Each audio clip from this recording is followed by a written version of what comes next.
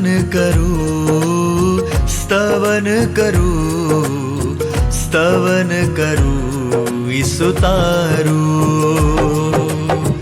વચન સુણીને ગ્રહણ કરું સહુ, તેને પંથે ચાલુ. સ્તવન કરું, સ્તવન કરું, સ્તવન કરું ઈસુ તારું.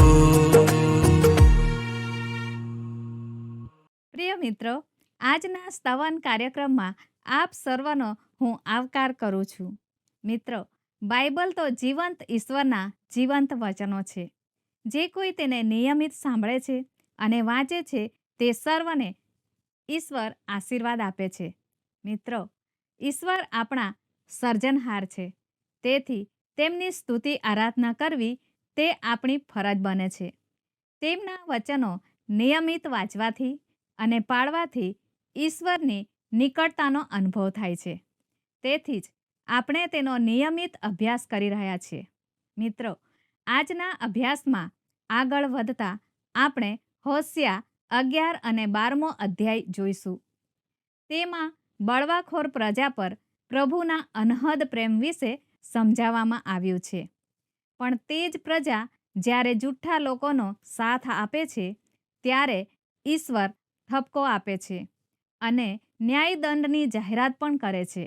તો મિત્રો, તેને વધુ વિસ્તારપૂર્વક સમજવા માટે ચાલો આજના અભ્યાસમાં જોડાઈએ.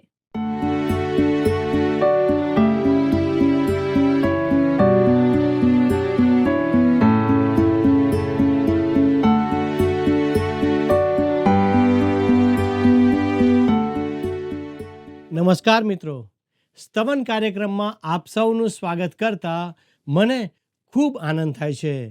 અને મિત્રો, તમે અમને ફોન દ્વારા જે ઉત્તેજન આપો છો તેને માટે હું આપ સર્વનો ખૂબ જ આભાર માનું છું.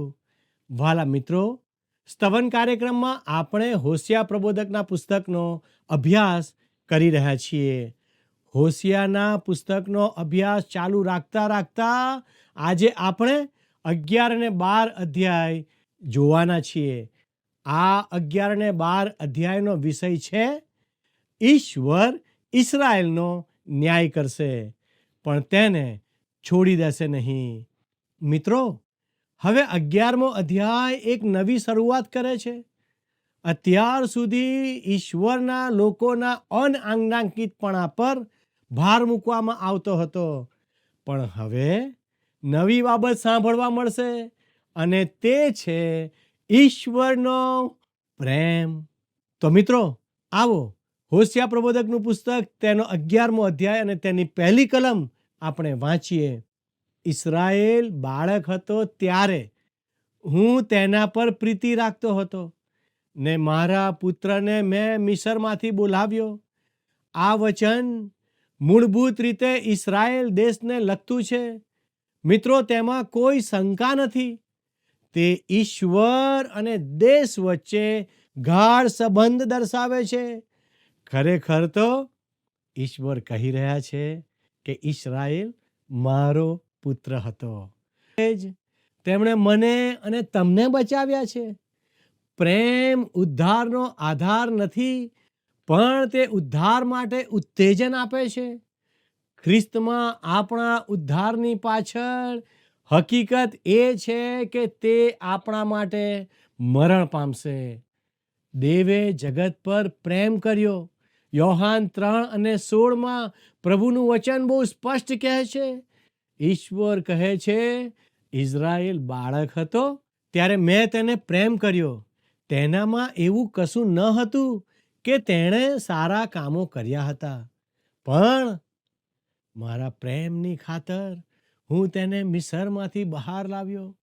વાલા મિત્રો, પવિત્ર ગ્રંથ બાઇબલમાં નવા કરારના વિભાગમાં માથીની લખેલી સુવાર્તામાં આ વચન પ્રભુ ઈસુને લાગુ કરે છે, જે તમને માથી 2 અને 15માં જોવા મળે છે. આ ઉદાહરણ બતાવે છે કે કેવી રીતે જૂના કરારના વિધાનોને ભવિષ્યમાં લાગુ કરવામાં આવશે. બેથલેહેમમાં જન્મેલો તે છોકરો આ રીતે લોકો સાથે ઓળખાશે કે તે ઇસ્રાયેલી છે. મિત્રો, જ્યારે પ્રભુ ઈસુ ખ્રિસ્ત કૂવા પાસે આવ્યા ત્યારે સમરૂની સ્ત્રીએ તેમને તેવી રીતે ઓળખ્યા. તેણે તેમને કહ્યું, હું સમરૂની સ્ત્રી છતાં તું યહૂદી થઈને મારી પાસે પાણી કેમ માગે છે? કેમ કે સમરૂનીઓ સાથે યહૂદીઓ કંઈ પણ વ્યવહાર રાખતા નથી. વાલા મિત્રો, ઈશ્વરે ઈસુને આ પૃથ્વી પર મરણ પામવાને મોકલ્યા અને પ્રભુ ઈસુ આવ્યા અને પોતાના લોકો સાથે પોતાને ઓળખાવ્યા. તેમની શિશુ અવસ્થામાં તેમને મિસરની સલામતીમાં લઈ જવામાં આવ્યા. પણ સમય આવ્યો ત્યારે ઈશ્વર તેમને સલામત સ્થળેથી દેશમાં ભયજનક જગ્યાએ પાછા લઈ આવ્યા. તેઓ જીવનની યુદ્ધ ભૂમિમાં એવી જગ્યાએ આવ્યા જ્યાં તેમણે વધસ્તંભ પર મરણ પામીને ઈશ્વરનો પ્રેમ જાહેર કરવાનો હતો. મુક્તિ પૂરી પાડવા માટે માણસને એક ન્યાયી આધારની જરૂર હતી, જેના આધારે તેના પાપો માફ કરી શકાય. ઈસુ પોતાના લોકો સાથે ઓળખાયા, તે માનવી સાથે ઓળખાયા, તે મારી અને તમારી સાથે ઓળખાયા. યોહાનની લખેલી સુવાર્તા 3 અધ્યાય અને 16મી કલમમાં લખ્યું છે, કેમ કે દેવે જગત પર એટલી પ્રીતિ કરી કે તેણે પોતાનો એકાકી જનિત દીકરો આપ્યો. એ સારું કે જે કોઈ તેના પર વિશ્વાસ કરે તેનો નાશ ન થાય, પણ તે અનંત જીવન પામે. વાલા દર્શક મિત્રો, આપણા અભ્યાસમાં આગળ વધતા આપણે હોશિયા પ્રબોધકનું પુસ્તક 11મો અધ્યાય તેની 2જી કલમમાં શું લખ્યું છે તે નિહાળીએ. જેમ જેમ પ્રબોધકોએ તેમને તેડાવ્યા તેમ તેમ તેઓ તેમનાથી દૂર જતા ગયા. તેઓએ બઆલીમને બલિદાન આપ્યા ને ઘડેલી પ્રતિમાઓની આગળ ધૂપ બાળ્યો. ઈશ્વરે કનાનીઓ અને બીજા વિદેશીઓને વતનની બહાર કાઢી નાખ્યા, કેમ કે તેઓ બઆલની ભક્તિ કરતા હતા. જોકે જ્યારે હિબ્રુઓ દેશમાં આવ્યા ત્યારે તેઓ પણ બઆલીમની ભક્તિ કરવા લાગ્યા અને પ્રતિમાઓ બનાવવા લાગ્યા. મિત્રો, હોશિયાનું પુસ્તક 11મો અધ્યાય અને 3જી કલમ જણાવે છે, તો પણ મેં એફ્રાઈમને ચાલતા શીખવ્યો, મેં તેઓને બાથમાં લીધા, મેં તેઓને સાજા કર્યા, પણ તેઓએ તે ધ્યાનમાં લીધું નહીં. ઈશ્વરે ઇસરાયેલને વિવિધ રીતે આશીર્વાદ આપ્યો હતો. જે કોમળ રીતે ઈશ્વરે તેમને દોર્યા તે પણ આશીર્વાદ હતો. મિત્રો, હોશિયાનું પુસ્તક 11મો અધ્યાય તેની 4થી કલમ જુઓ. ત્યાં આ પ્રમાણે લખ્યું છે, મેં તેઓને માનવી બંધનોથી, પ્રીતિની દોરીઓથી ખેંચ્યા. હું તેમના પ્રત્યે તેમની ગરદન પરથી ઝૂંસરી ઉઠાવી લેનારના જેવો હતો ને મેં તેઓની આગળ ખાવાનું મૂક્યું. ઈશ્વર કહે છે, તેઓ મારી સેવા કરે માટે મેં તેમને કોઈ દબાણ કર્યું નથી. ઈશ્વર પોતાને તમારી પર લાદી દેશે નહીં. મારા દર્શક મિત્રો, તે ફક્ત એક જ બંધન, પ્રેમનું બંધન તમારી પર મૂકશે. તે કહે છે, હું ધસી આવીશ નહીં, હું તમને ધક્કો મારીશ નહીં. હું તમને જણાવવા માંગુ છું કે હું તમને પ્રેમ કરું છું. મારા દર્શક મિત્રો, ઈશ્વર આજે આ જ બાબત મને અને તમને કહે છે. તેઓ તમારા હૃદયના દ્વાર પાસે આવીને ત્યાં અટકી ગયા છે અને હળવેથી દ્વાર પર ટકોરા મારે છે અને કહે છે, જુઓ, હું બારણા આગળ ઊભો રહીને ખટખટાવું છું. વાલા મિત્રો, પ્રકટીકરણનું પુસ્તક 3 અધ્યાય અને 20મી કલમમાં આ વિશેની નોંધ આપવામાં આવી છે. તે ત્યાં છે. તે ક્યારેય દરવાજો તોડી નાખશે નહીં, તે ક્યારેય અંદર ધસી આવશે નહીં, તેઓ ક્યારેય બળજબરી કરશે નહીં. પ્રિય મિત્રો, તમારે તેમના પ્રેમનો જવાબ આપવાનો છે. તે રસપ્રદ છે કે પ્રેમની વિનંતી હંમેશા પ્રબળ હોય છે. તેમની આ એક જ વિનંતી છે.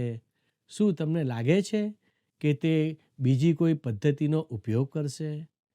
તે તમારો ન્યાય કરશે, પણ તે તમને તેમના પ્રેમ સિવાય તેમની તરફ ક્યારેય ખેંચશે નહીં. આ તો એક પ્રેમનું એક પ્રબળ બંધન છે.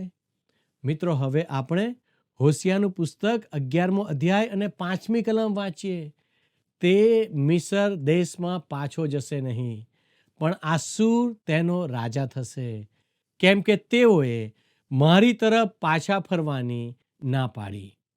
વાલા મિત્રો, ઇસ્રાયેલ મિસર પાસે મદદ માટે દોડી ગયો, પણ પછી તેને ખબર પડી કે મિસર તો તેનો શત્રુ છે. ત્યાર પછી તે મદદ માટે આસુર પાસે દોડી ગયો. ઈશ્વરે કહ્યું, હું આસુરને રાજા બનાવીશ. જ્યાં આસુર હતું ત્યાં તેમણે ઇસ્રાયેલને બંદીવાસમાં મોકલ્યું. વાલા દર્શક મિત્રો, હોશિયા પ્રબોધકનું પુસ્તક તેનો 11મો અધ્યાય તેની 6 અને 7 કલમ જણાવે છે, તેમની પોતાની મસલતોને લીધે તરવાર તેના નગરો પર આવી પડશે ને તેની ભૂંગળોને ભાંગી નાખીને તેમનો નાશ કરશે. મારા લોકનું વલણ મારી પાસેથી પાછું હટી જવાનું છે. જો કે તેઓને સ્વર્ગવાસી દેવની પાસે બોલાવે, તે છતાં કોઈ પણ તેને માન આપશે નહીં. વાલા મિત્રો, હોશિયા પ્રબોધકના પુસ્તકમાં બીજી વાર પાછા હટવું શબ્દ જોવા મળે છે. તેનો અર્થ ઈશ્વરને સાંભળવાનો અને તેમની પાસે પાછો આવવાનો નકાર કરવો. વાલાઓ, હોશિયા પ્રબોધકનું પુસ્તક 11મો અધ્યાય 8 અને 9 કલમ જુઓ. હે એફ્રાઈમ, હું તને સી રીતે તજી દઉં? હે ઇસ્રાયેલ, હું તને સી રીતે સોંપી દઉં? હું સી રીતે તારા હાલ આભાયના જેવા કરું? હું સી રીતે તારી સાથે સબોઈમની પેઠે વર્તું? મારા મનમાં ઉથલ પાથલ થાય છે, મારી કરુણા વૃત્તિઓ પ્રબળ થાય છે. હું મારા ક્રોધના આવેશ પ્રમાણે વર્તીશ નહીં. હું ફરીથી એફ્રાઈમનો નાશ કરીશ નહીં, કેમ કે હું દેવ છું, મનુષ્ય નથી. તારામાં રહેનાર પવિત્ર દેવ તે હું છું. હું કોપાયમાન થઈને આવીશ નહીં. મારા વાલાઓ, અહીં ઈશ્વર જાણે કે નિરાશ થઈ ગયા છે. તેમને સાંભળો. હે એફ્રાઈમ, હું તને સી રીતે તજી દઉં? તે તેમને ત્યજી દેવા માંગતા નથી. ઈશ્વર તેમને પ્રેમ કરે છે, પણ તેમના પાપોને લીધે ઈશ્વર તેમનો ન્યાય કરશે જ. ત્યાં લખ્યું છે, હે ઇસ્રાયેલ, હું તને સી રીતે સોંપી દઉં? મારા મિત્ર, તમને બચાવવા માટે ઈશ્વર પાસે ખ્રિસ્તના મરણ સિવાય બીજો કોઈ રસ્તો નથી. તમે કદાચ પોતાના વિશે વિચારતા હશો કે તમારી પાસે બીજા રસ્તા છે, પણ ઈશ્વર પાસે એક જ રસ્તો છે. તેમણે કહ્યું, મારા વગર બીજો કોઈ ત્રાતા નથી. જે તમને હોશિયા પ્રબોધકનું પુસ્તક 13મો અધ્યાય અને 4 કલમમાં જોવા મળે છે. હું સી રીતે તારા હાલ આભાયાના જેવા કરું? હું સી રીતે તારી સાથે સબોઈમની પેઠે વર્તું? આભાયા અને સબોઈમ મેદાની વિસ્તારમાં આવેલા શહેરો હતા, જેમનો ન્યાય ઈશ્વરે સદોમ અને ગમોરા સાથે કર્યો. ઈશ્વર ઇસ્રાયેલને કહી રહ્યા છે, મને તમારો આવો ન્યાય કરવો ગમતો નથી. આમ છતાં ઈશ્વરે તેમનો ન્યાય કરવો પડ્યો. આજે આ શહેરો વિરાન થઈ ગયા છે. મિત્રો, ઈશ્વર કહે છે, મારા મનમાં ઉથલ પાથલ થાય છે, મારી કરુણા વૃત્તિઓ પ્રબળ થાય છે. હું મારા ક્રોધના આવેશ પ્રમાણે વર્તીશ નહીં. વાલા મિત્રો, બીજા શબ્દોમાં ઇસ્રાયેલને થવી જોઈએ તેના કરતાં અડધી શિક્ષા પણ થઈ નહીં. શા માટે? કારણ કે ઈશ્વર કહે છે કે હું ફરીથી એફ્રાઈમનો નાશ કરીશ નહીં. તેમનો ઈરાદો તેમને છોડાવવાનો અને એક દિવસે આ લોકોને વતનમાં પાછા મૂકવાનો છે. વર્તમાનમાં તેમનું પરત ફરવું કોઈ પણ રીતે પરિપૂર્ણતા નથી. આજે તે ભૂમિમાં જે કંઈ થઈ રહ્યું છે તે માટે ઈશ્વરને દોષ આપી શકાય નહીં. ભાલા દર્શક મિત્રો, ઈશ્વર તેમને તે ભૂમિમાં પાછા લાવશે. તેનું કારણ તે કહે છે, કેમ કે હું દેવ છું, મનુષ્ય નથી. તારામાં રહેનાર પવિત્ર દેવ તે હું છું. હું કોપાયમાન થઈને આવીશ નહીં. આજે આપણે યાદ રાખીએ કે તે ઈશ્વર છે અને તેમણે મને તેમના કાર્યનો અહેવાલ આપવાની જરૂર નથી. મિત્રો, હવે આપણે 11મા અધ્યાયની 10મી કલમ જોઈએ. ત્યાં આ પ્રમાણે નોંધવામાં આવ્યું છે, યહોવા સિંહની જેમ ગર્જના કરશે. તેમની પાછળ તેઓ ચાલશે. તે ગર્જના કરશે ને પશ્ચિમથી પુત્રો ધ્રુજતા ધ્રુજતા આવશે. એનો અર્થ કે ઈશ્વર ન્યાય કરવાનો ઈરાદો રાખે છે. તે પશ્ચિમમાં આવેલા દેશોનો ન્યાય કરશે. ભાલા મિત્રો, હવે આપણે 11 અને 12મી કલમને નિહાળીએ અને 11 અને 12 કલમ જણાવે છે કે તેઓ પક્ષીની પેઠે મિસરમાંથી ને કબૂતરની પેઠે આસુર દેશમાંથી ધ્રુજતા ધ્રુજતા આવશે. હું તેઓને તેમના પોતાના ઘરોમાં વસાવીશ, એવું યહોવા કહે છે. એફ્રાઈમ જૂઠ્ઠું બોલીને ને ઇસ્રાયેલ ઠગાઈ કરીને મારી આસપાસ ફરી વળે છે. યહૂદા હજી સુધી દેવ પ્રત્યે, તેના વિશ્વાસુ પવિત્ર ઈશ્વર પ્રત્યે અસ્થિર છે.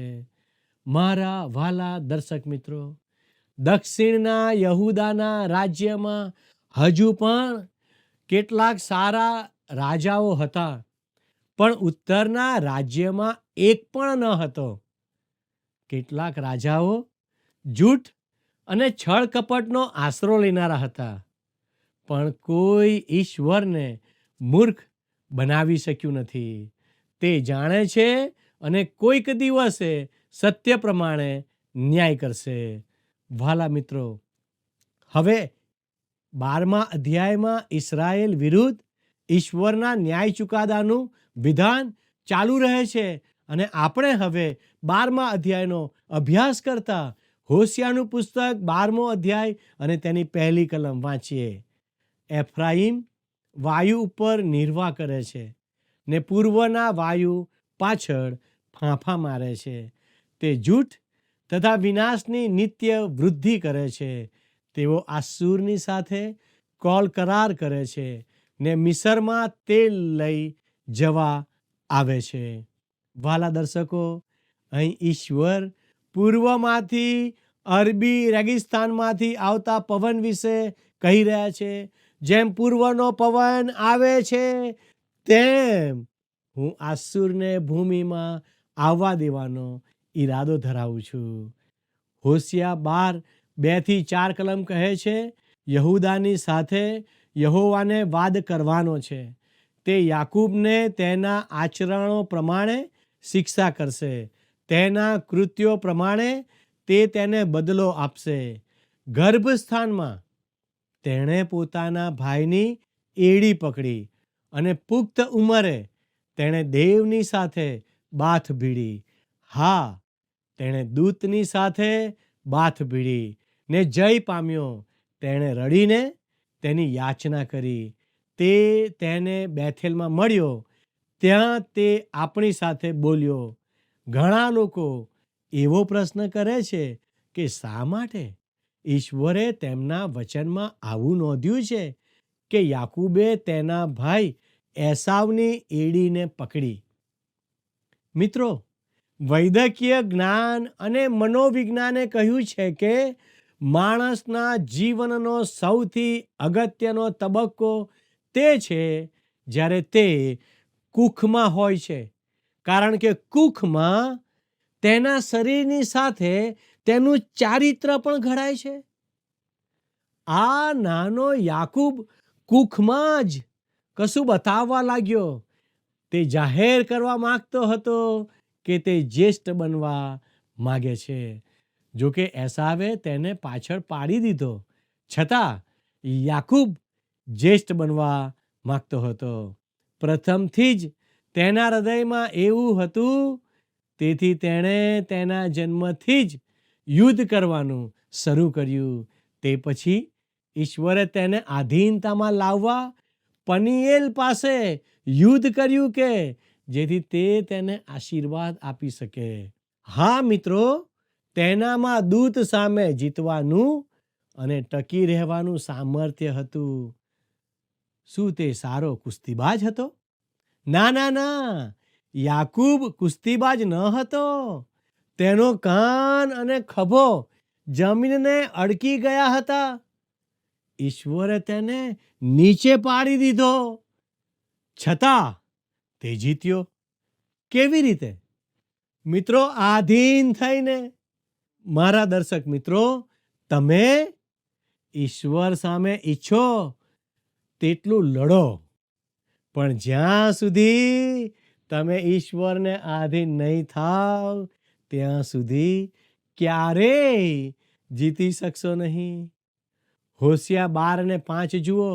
હા, યહોવા જે સૈન્યોનો દેવ છે તે આપણી સાથે બોલ્યો.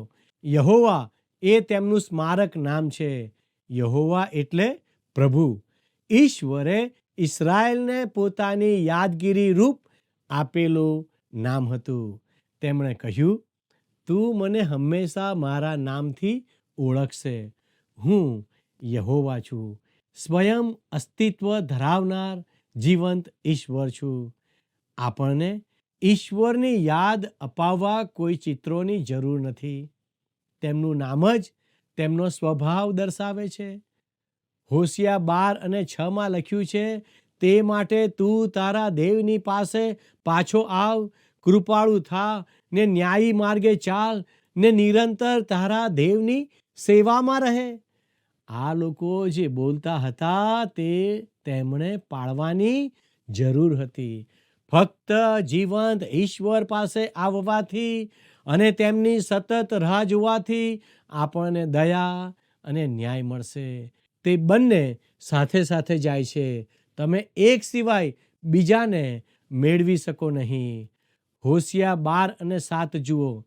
કનાન ઠગ છે, તેના હાથમાં ખોટા ત્રાજવા છે, તેને છળ કપટ ગમે છે. આ તો ધંધાદારી અપ્રમાણિકતા છે. તેને ઈશ્વર માન્ય કરતા નથી. 12મા અધ્યાયની 8મી કલમ જણાવે છે, એફ્રાઈમે કહ્યું, ખરેખર હું તાલેવંત થયો છું, મને દ્રવ્ય પ્રાપ્ત થયું છે. મારી બધી કમાણીમાં પાપ થાય એવું કંઈ પણ ખોટું કામ તેઓને જડશે નહીં. મિત્રો, બીજા શબ્દોમાં એફ્રાઈમને લાગ્યું કે તે નાણાંથી પોતાનો માર્ગ ખરીદી શકે છે. તેણે તો અપ્રમાણિકતાથી નાણાં મેળવ્યા છે, પણ તેને લાગતું હતું કે ઈશ્વરે તેને આશીર્વાદ આપ્યો છે. હોશિયા 12:9 લખ્યું છે, પણ મિસર દેશમાં તું હતો ત્યારથી હું યહોવા તારો દેવ છું. જેમ મુકરર પર્વના દિવસોમાં તું વસતો હતો તેમ હજી પણ હું તને ફરીથી મંડપોમાં વસાવીશ. ઈશ્વર ઇસ્રાયેલને કહે છે, મેં તારી સાથે સંબંધ તોડી નાખ્યો નથી, હું તને છોડી દેવાનો નથી. મિત્રો, 11મી કલમ જુઓ. શું ગિલિયાદ અન્યાયી છે? તેઓ તદ્દન વ્યર્થતારૂપ છે. ગિલગાલમાં તેઓ ગોધાઓનું બલિદાન આપે છે. હા, તેમની વેદીઓ ખેતરના ચાસમાના પથ્થરના ઢગલા જેવી છે. મિત્રો, ગિલિયાદ એવી જગ્યા હતી જ્યાં ઘાને રૂઝવવા બામ મળતી હતી, પણ હવે ત્યાં પાપ છે. 14મી કલમ નિહાળો. એફ્રાઈમે ભારે ક્રોધ ચઢાવ્યો છે, તે માટે તેણે જે રક્તપાત કર્યો તેનો દોષ તેને જ સિર રહેશે, ને તેણે કરેલું અપમાન તેનો પ્રભુ તેના ઉપર લાવશે. મિત્રો, ઈશ્વર કહે છે તેનો દોષ તેને જ સિર રહેશે, તેનું રક્ત તેને સિર રહેશે, કેમ કે તે દોષિત છે અને તે મરણને લાયક છે. તેણે રક્તપાત કર્યો છે, તેથી તેનો દોષ તેને માથે જ રહેશે. આ બંને અધ્યાયો બતાવે છે કે ઇઝરાયેલ ઈશ્વરથી વિમુખ થયા છે અને માટે તે તેમનો ન્યાય કરશે જ. પ્રિય મિત્રો, મારો સમય અહીં પૂરો થાય છે. આવતીકાલે ફરીથી મળીશું અને આપણે સાથે મળીને ઈશ્વરના પવિત્ર વચનોનો અભ્યાસ કરીશું. ઈશ્વર આપને આશીષ આપે. આમેન. આ જગતનું રૂપ તમે ન ધરો, તમારા મનથી નવીન બનો. આ જગતનું રૂપ તમે ન ધરો, તમારા મનથી નવીન બનો. નવીનતાને યોગ્ય તમે પૂર્ણ રૂપાંતર પામો. નવીનતાને યોગ્ય તમે પૂર્ણ રૂપાંતર પામો. રૂપાંતર પામીએ, રૂપાંતર પામીએ, રૂપાંતર પામીએ, રૂપાંતર પામીએ. આ જગતનું રૂપ તમે ન ધરો, સંપૂર્ણ ઈચ્છા તેની. મિત્રો, આજે આપણે જોયું કે ઈશ્વરનો અનહદ પ્રેમ એ ઈશ્વર અને તેમના લોકો વચ્ચેનો ગાઢ સંબંધ દર્શાવે છે. મિત્રો, કનાન ઠગ નીકળ્યો અને એફ્રાઈમને તેની ધન દોલત પર અભિમાન હતું. મિત્રો, ઈશ્વરે તેમનો ન્યાય કર્યો કારણ કે તેઓએ પાપ કર્યું અને ભવિષ્યવાણી સાંભળી નહીં. પણ ઈશ્વરે ઇઝરાયેલનો ત્યાગ કર્યો નથી. તે હજુ પણ તેઓને પ્રેમ કરે છે. આજે ઈશ્વર આપણને પણ ખૂબ પ્રેમ કરે છે. મિત્રો, કદાચ આપણે ખૂબ મોટી પદવી ધારણ કરી હોય, આપણા બાળકોને સારામાં સારી સ્કૂલમાં અભ્યાસ કરાવ્યો હોય, આપણી પાસે સુખ સગવડના પૂરતા સાધનો હોય, પણ કનાન અને એફ્રાઈમની જેમ આપણે લોકોની સાથે કે ઈશ્વરની સાથે અપ્રામાણિક બનવાનું નથી. જો એમ થશે તો આપણો પણ ન્યાય કરવામાં આવશે. ઈશ્વર આપણી પાસે તેમણે આપેલા આશીર્વાદોનો હિસાબ માગશે. આપણી ભૂલો માફ કરનાર, આપણને પ્રેમ કરનાર અને હંમેશા આપણી સાથે રહેનાર ઈશ્વરને આપણે પણ પ્રેમ કરીએ. મિત્રો, આજનો પ્રશ્ન છે, કોણે દેવની સાથે બાથ બીડી અને જીત પામ્યો? એ એસાવ, બી યાકૂબ, સી ઇબ્રાહિમ, ડી યુસફ. મિત્રો, ગત પ્રશ્નનો જવાબ છે ડી બેથેલ. મિત્રો, જો આજના વચન ઈશ્વરને પ્રેમ કરવા તમને પ્રેરણા મળી છે તો તમારા પ્રતિભાવો અમને ચોક્કસ જણાવશો. અમારો સંપર્ક નંબર છે 94 29 37 56 10 9429375610. અમારા આજના પ્રશ્નોનો જવાબ પણ આ નંબર પર મોકલી આપશો. ધન્યવાદ. શું તમને આ કાર્યક્રમ ગમ્યો? અત્યારે જ અમને મિસ કોલ કરો.